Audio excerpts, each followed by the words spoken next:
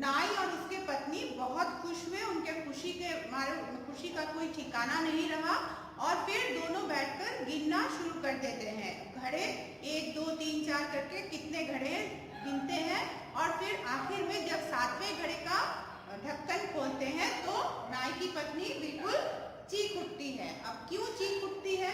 वह चिल्लाई, यह घड़ा तो आधा खाली है। नाई चीखा, क्या कहती हो?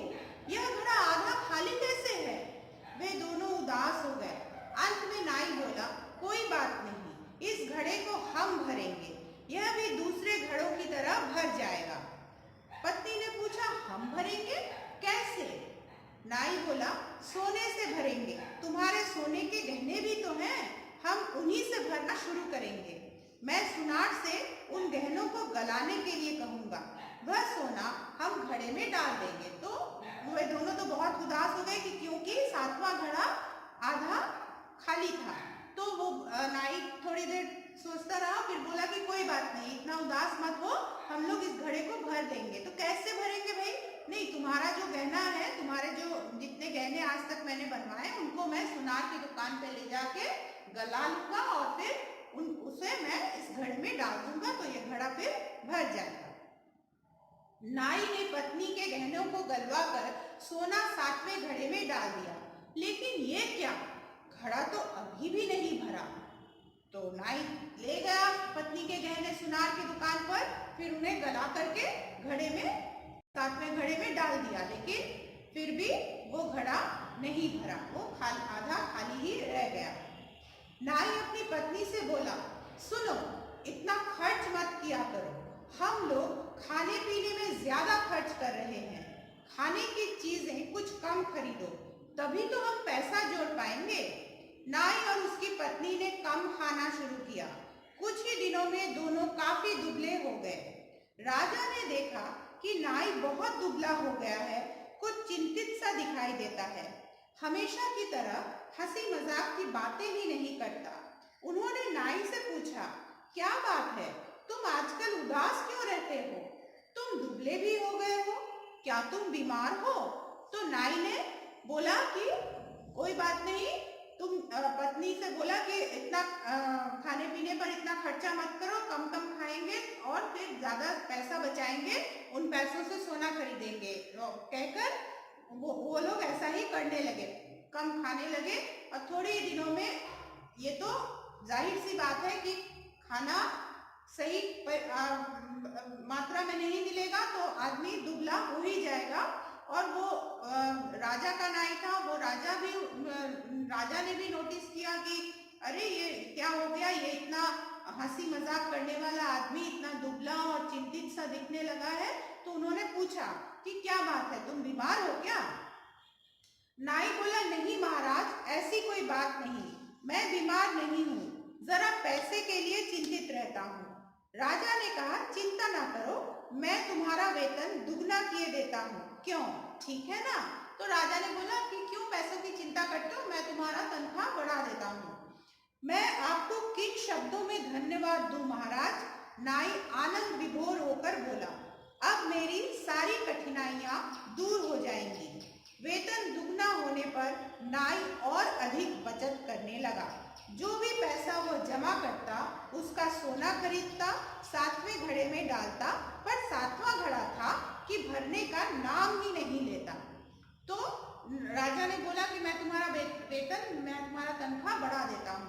तो नाई बहुत खुश हो गया, राजा का बहुत सा धन्यवाद किया और बोला कि अब मुझे कोई परेशानी नहीं होगी, मेरी सारी परेशानियां दूर हो जाएंगी।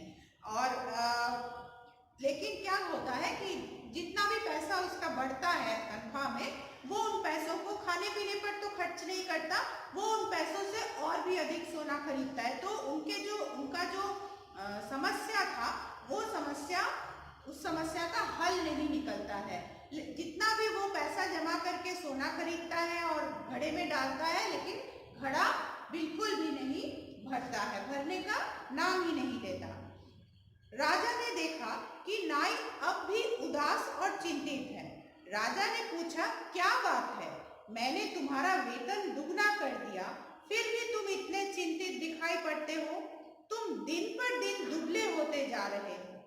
तो राजा ने फिर से नोटिस किया कि इसका तनख्वाह भी बढ़ा दिया, इसको पैसा भी अधिक मिल रहा है, फिर भी ये जैसे कि तैसा ही है, दिन पर दिन और भी दुबला होते जा रहा है। तो उन्होंने पूछा उससे कि क्या बात है तुम्हारा, ये कैसा हाल हो रहा है।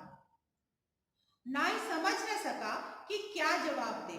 वह राजा से कैसे कह सकता था कि उसे और अधिक सोना चाहिए। उसने 7 घड़ों की बात किसी से नहीं कही थी। तो नाई के पास कोई जवाब नहीं था राजा को देने के लिए, क्योंकि उसने किसी से भी 7 घड़े सोना पाने की बात नहीं कही थी। अचानक राजा बोल उठा, कहीं वह 7 घड़ों की बात तो नहीं? नाई ने आश्चर्यचकित होकर पूछा, आपने कैसे जाना महाराज? तो राजा, जब नाई ने कोई जवाब नहीं दिया तो राजा ने खुद ही उससे प्रश्न किया, कहीं तुम्हें भी 7 घड़े सोने तो नहीं मिल गए? तो नाई ने पूछा कि आपको कैसे मालूम हुआ महाराज? राजा हंसे, बोले, मैं जानता हूँ। एक बार मुझे एक वृक्ष से आवाज सुनाई पड़ी। उस आवाज ने मुझे 7 घड़े सोना देने की बात कही, पर मैंने देखा 7वां घड़ा आधा खाली था। फिर मैं उस वृक्ष के पास वापस गया। राजा ने कहना जारी रखा। अब राजा अपनी कहानी सुना रहा है कि मुझे भी 7 घड़े सोने मिले थे, जिनमें से 7वां घड़ा जो था वो खाली था आधा। फिर मैं उस वृक्ष के पास गया, मैंने वहां जाकर कहा 7वां घड़ा तो आधा खाली है। आवाज आई कि 7वां घड़ा तो हमेशा खाली रहता है। फिर क्या हुआ महाराज? नाई ने उत्सुक होकर पूछा। तो राजा ने जब वृक्ष से बोला, पेड़ से बोला कि 7वां घड़ा आधा खाली है, तो फिर पलट के जवाब आया कि 7वां घड़ा हमेशा खाली ही रहता है। तो नाई ने पूछा फिर क्या हुआ? राजा बोले, तब मैंने उस आवाज से पूछा कि वह सोना खर्च करने के लिए है या घड़े में ही रखने के लिए है। उसने क्या उत्तर दिया महाराज? उसने उत्तर ही नहीं दिया। राजा बोले, अतः मैं राजमहल वापस चला आया और बैठकर उन घड़ों के बारे में सोचने लगा। तो राजा ने पूछा फिर पेड़ से कि क्या मैं ये इतना सारा सोना मैं वो घड़े में ही रहने दूं या उसको फिर बाहर खर्च भी करूं? तो फिर कोई जवाब नहीं आया। फिर राजा वापस घर आते हैं, महल आकर के उस सोने के बारे में ही वो सोचते हैं। फिर नाई ने पूछा, अचानक मुझे यह बात समझ में आई कि 7वां घड़ा हमेशा आधा खाली क्यों रहता है। राजा बोले, उस आवाज के कहने का अर्थ था कि 7वें घड़े को भरने की जितनी भी कोशिश की जाए वह कभी भरेगा नहीं। तब मुझे अनुभव हुआ कि यह 7वां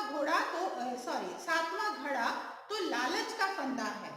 तो राजा ने बोला कि मुझे समझ में आ गया कि